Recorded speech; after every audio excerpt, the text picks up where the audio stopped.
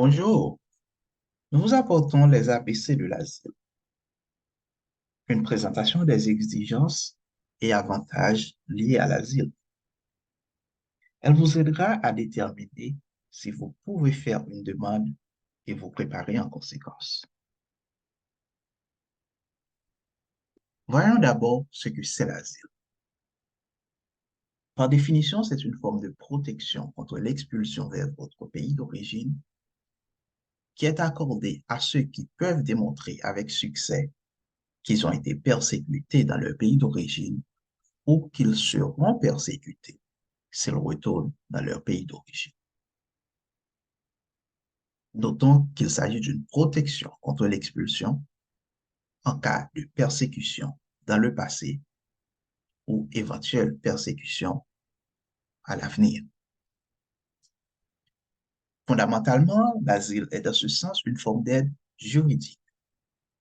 Mais pour les personnes qui ont peur de retourner dans leur pays d'origine parce qu'elles ont été persécutées ou craignent d'être persécutées à l'avenir par le gouvernement ou entité que le gouvernement ne peut pas contrôler en raison d'une caractéristique qu'elles ne peuvent pas ou ne devraient pas changer. En ce sens, l'asile n'est pas pour les gens qui ont une peur générale du retour. L'asile n'est pas une protection contre l'insécurité générale dans votre pays. L'asile n'est pas une protection contre l'instabilité économique dans votre pays. L'asile vous protège contre l'expulsion seulement en cas de peur du retour. Qui peut demander l'asile? Peuvent demander l'asile seulement les personnes qui sont d'abord physiquement présentes aux États-Unis. C'est la première condition. Si vous êtes en dehors des États-Unis, vous ne pouvez pas faire une demande d'asile. Peuvent demander l'asile ceux qui ont une crainte fondée de retourner dans leur pays d'origine. Peuvent demander l'asile ceux qui ont subi des persécutions. Il faut être présent aux États-Unis, il faut avoir une crainte fondée de retourner dans votre pays d'origine et avoir subi des persécutions. En général, il faut faire la demande dans une année après votre arrivée aux États-Unis.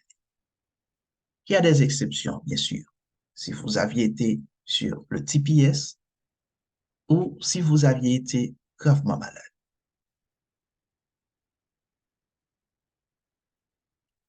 Mais il est préférable, s'il n'y a pas de raison valable, de faire la demande dans l'année qui suit votre arrivée aux États-Unis.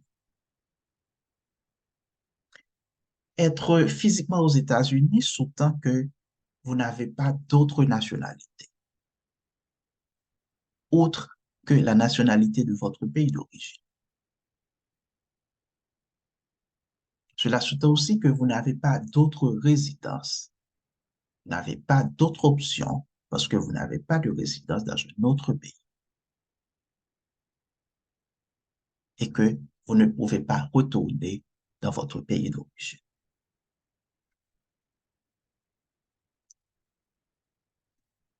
Il faut avoir une crainte fondée de retourner dans votre pays d'origine pour avoir subi des persécutions.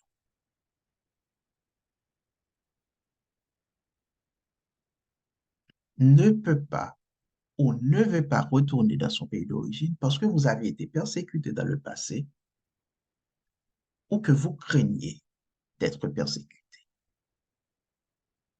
C'est-à-dire que vous craignez d'être persécuté à l'avenir. La persécution est une menace à la vie ou à la liberté. La persécution peut être à la fois un préjudice physique et un préjudice non physique, comme des menaces de mort ou un préjudice psychologique en raison de l'un de ces 5 motifs: la race, la religion, la nationalité, l'opinion politique, l'appartenance à un groupe social particulier.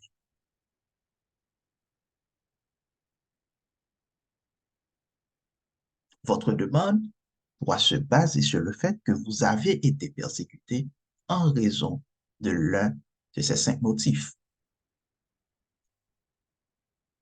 Vous devez démontrer que vous avez subi de la persécution de la part du gouvernement, par exemple un groupe non gouvernemental ou une personne, que le gouvernement ne peut ou ne veut pas contrôler. On a parlé tantôt de l'appartenance à un groupe social. Cela veut dire subir un préjudice ou risquer de subir un préjudice en raison d'une ou de plusieurs caractéristiques vous concernant que vous ne pouvez pas changer ou ne devriez pas changer. Le fait d'avoir de telles caractéristiques fait que vous faites partie d'un groupe qui est perçu par la société dans votre pays d'origine comme étant distinct. Citons par exemple la communauté LGBT, les groupes liés à la violence domestique, les opposants politiques des gouvernements, les membres de familles de certains groupes de personnes comme les opposants politiques. Si vous faites partie de l'une de ces catégories, vous faites partie d'un groupe social particulier, vous faites partie d'un groupe qui est perçu par la société dans votre pays comme étant distinct. Et ceci étant, vous risquez d'être persécuté parce que vous appartenez à un groupe social particulier. Prenons des cas pour faciliter la compréhension. Nous pouvons citer une famille mexicaine ou une Mexicaine de 21 ans et ses trois enfants fuyant la violence domestique et la violence des gangs dans son pays. Nous pouvons aussi citer un homme de Zimbabwe qui s'est opposé au parti gouvernemental au pouvoir. On peut prendre un exemple, une femme transgenre du Mexique qui a été persécutée en raison de son identité de genre. Dans ces trois cas, les gens ont été confrontés ou risquent d'être confrontés. Disons plutôt que les gens ont subi ont risqué de subir de la persécution par des groupes qu'ils ne peuvent pas contrôler ou en raison des caractéristiques propres qu'ils ont. Dans ces trois cas, ces gens sont éligibles pour faire une demande d'asile aux États-Unis.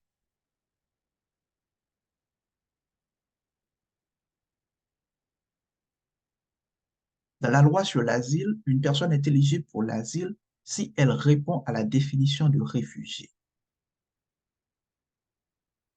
Et par définition, un réfugié est toute personne qui se trouve en dehors de tout pays dont elle a la nationalité et qui ne peut ou ne veut pas retourner dans ce pays et ne peut ou ne veut pas réclamer la protection de ce pays en raison de persécution ou d'une crainte fondée de persécution du fait de sa race, de sa nationalité, de son appartenance à un groupe social ou opinion politique.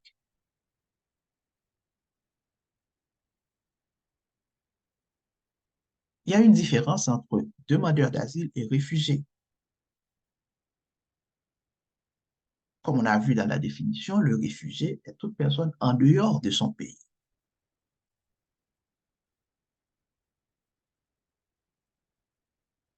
Mais l'asilé est la personne qui vient aux États-Unis et qui exprime une peur de retourner. Et en raison de sa peur, présente une demande d'asile qui peut être accordée ou refusée. Dès que vous êtes en dehors de votre pays, vous êtes considéré comme réfugié, mais vous êtes considéré comme asilé si vous exprimez la peur de retourner et vous faites une demande d'asile.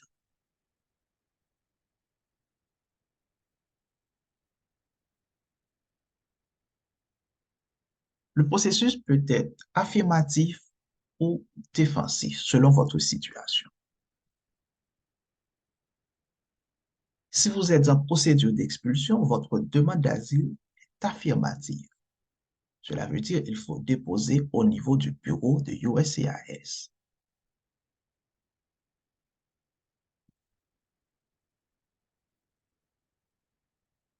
Mais si vous êtes en procédure d'expulsion, votre demande sera défensive. Et ça concerne directement le tribunal de l'immigration du département de la justice. Est affirmative pour ceux qui ne sont pas en procédure d'expulsion et défensive si vous êtes en procédure d'expulsion.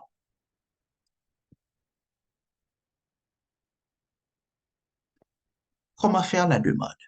Quel est le processus? D'abord, il faut remplir le formulaire I-589, demande d'asile, et soumettre au service de citoyenneté et immigration des États-Unis. C'est la première étape, remplir le formulaire I-589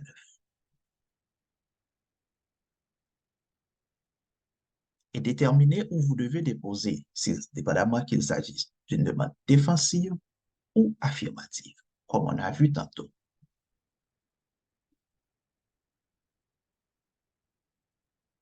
Il faut toujours avoir deux copies pour USCIS et une copie pour vous-même.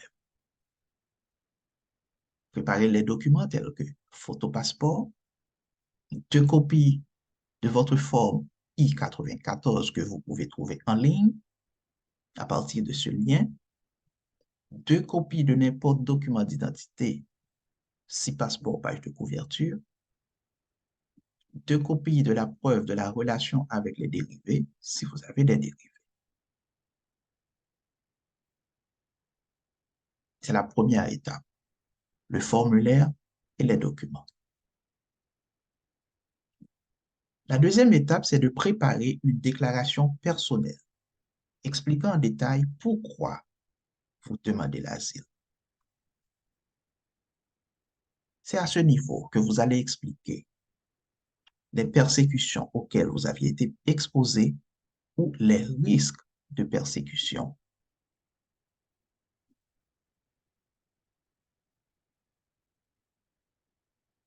Troisièmement, il faut rassembler les preuves. Rassembler tous les documents, tous les preuves, tout ce que vous disposez, tels que articles de journaux, photos, tout ce qui peut appuyer votre demande. Quatrièmement, soumettre une déclaration et des preuves au USCIS. Après analyse de votre dossier, on va vous inviter à un entretien avec un agent d'asile de USCIS. Donc, le processus comprend 5 étapes.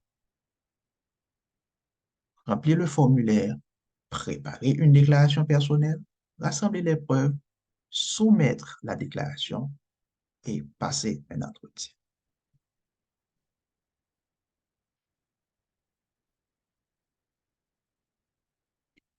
Quels sont les avantages associés à l'asile? Si vous faites une demande d'asile, vous êtes admissible à une autorisation de travail légalement aux États-Unis après 180 jours.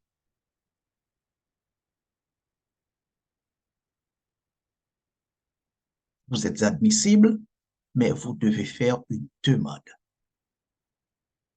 Ce n'est pas automatique. Un an après l'approbation de votre asile, vous pouvez obtenir une carte verte, qui est la résidence permanente.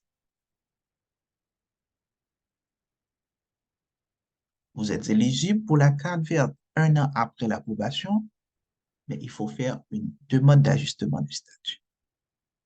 Encore une fois, il n'est pas automatique.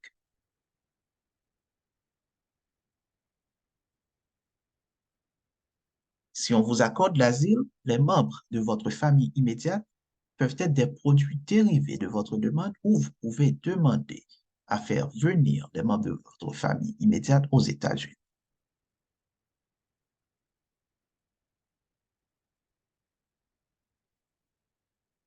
À partir de votre demande, vous êtes éligible pour les prestations publiques telles que l'assurance maladie et les bons alimentaires.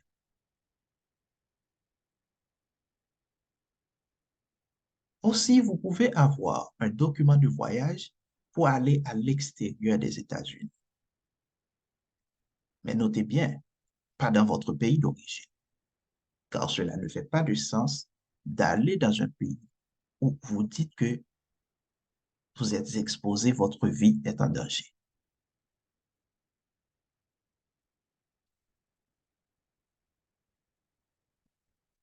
Qu'est-ce qui peut vous empêcher d'obtenir l'asile? Quels sont les obstacles liés à l'asile?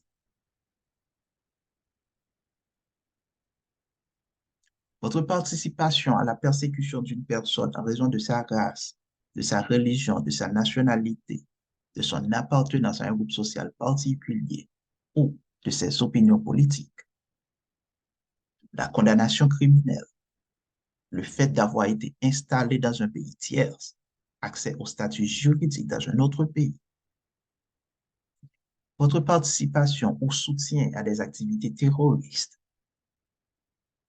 Si vous venez d'un pays tiers sûr, selon l'accord entre les États-Unis et ce pays, vous pouvez être envoyé. Ou si vous ne demandez pas l'asile dans l'année suivant votre entrée aux États-Unis.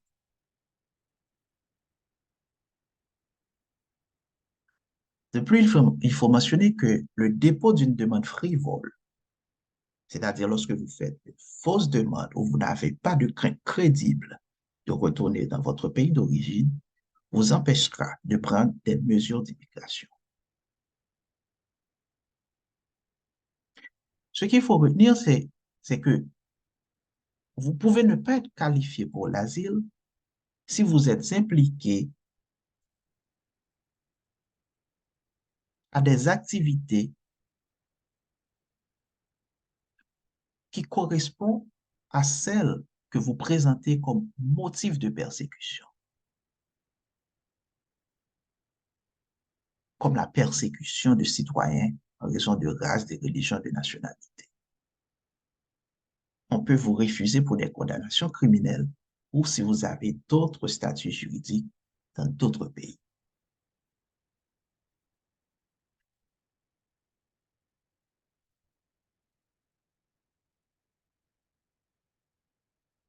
Quels sont les risques liés à une demande d'asile positive?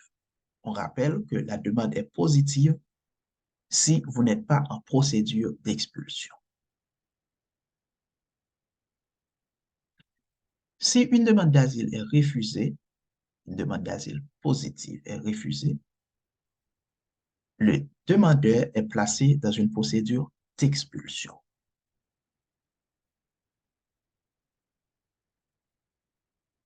Et la demande d'asile frivole implique automatiquement l'interdiction permanente d'exercer des recours en matière d'immigration.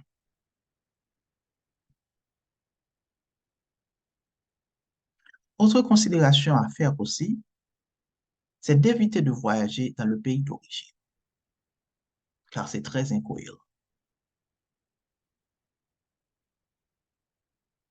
Vous ne devez pas voyager avec un passeport ou une autre pièce d'identité consulaire du pays d'origine.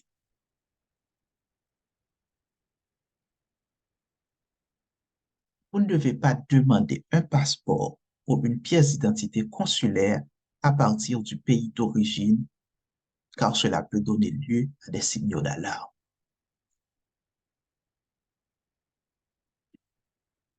Les gens demandent souvent si les couples mariés peuvent faire des demandes d'asile séparées ou ensemble. La réponse est que si chaque conjoint a la même crainte de retourner dans son pays d'origine, un conjoint peut déposer la demande et lister d'autres conjoints comme dérivés dans sa demande.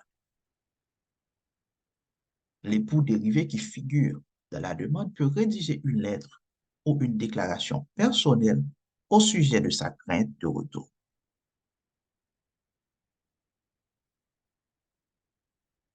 Si l'un des conjoints a peur du retour, elle peut inscrire l'autre conjoint comme dérivé dans sa demande.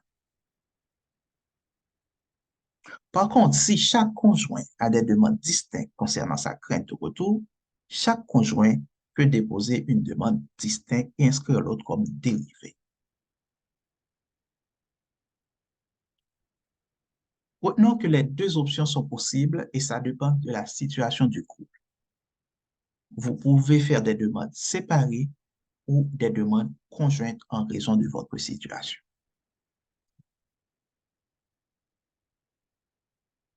Les gens demandent aussi s'ils doivent attendre que leur conjoint reçoive une décision concernant sa demande d'asile avant de présenter une demande distincte.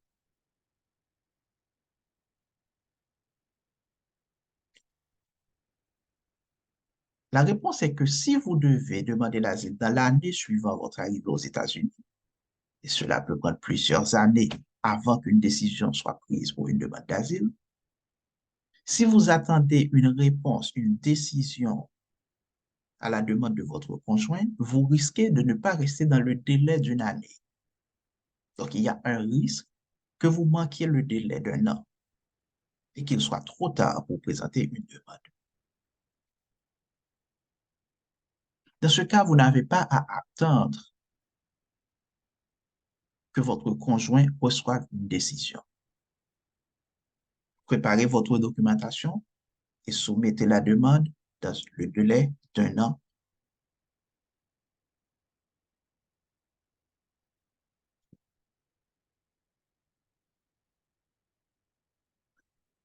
Moi, j'inscris mon enfant comme dérivé de ma demande d'asile si mon enfant est aux États-Unis.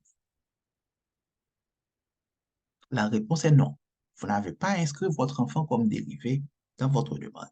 Par contre, si vous obtenez l'asile, vous pouvez déposer une pétition Asile et parents pour votre enfant en tant que l'enfant est âgé de moins de 21 ans.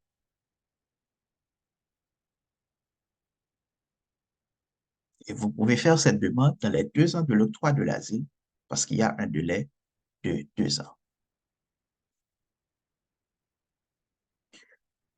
Le processus d'asile est présenté comme suit si vous êtes refusé. Qu'est-ce que vous pouvez faire?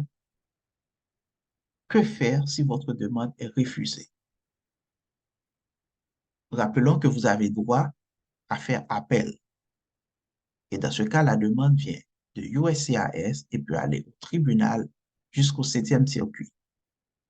C'est en cas de refus de votre demande. Vous avez droit à l'appel.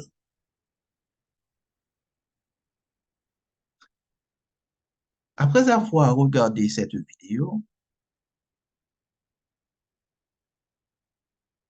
vous êtes en mesure de décider par vous-même si vous devez faire une demande ou pas en fonction de votre situation, en raison de votre histoire de vie. Et quelle est la prochaine étape? Vous pouvez engager un avocat privé si vous avez les moyens pour payer un avocat privé. Mais ça coûte. Vous pouvez aussi faire l'application par vous-même en téléchargeant la forme I-589, remplir la forme, préparer la documentation comme indiqué et soumettre au bureau de USCIS.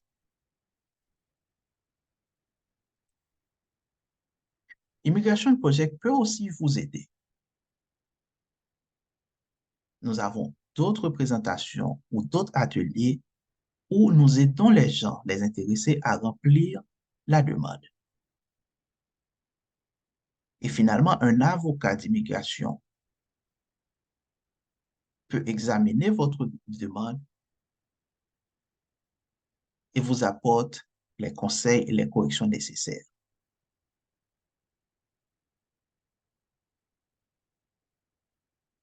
Suivez nos annonces. Très bientôt, nous aurons d'autres présentations, d'autres ateliers dans votre zone, dans votre localité. Contactez-nous pour faire les suivis. Contactez-nous pour tout conseil ou consultation juridique. C'était un plaisir d'être avec vous. On attend votre appel. À bientôt.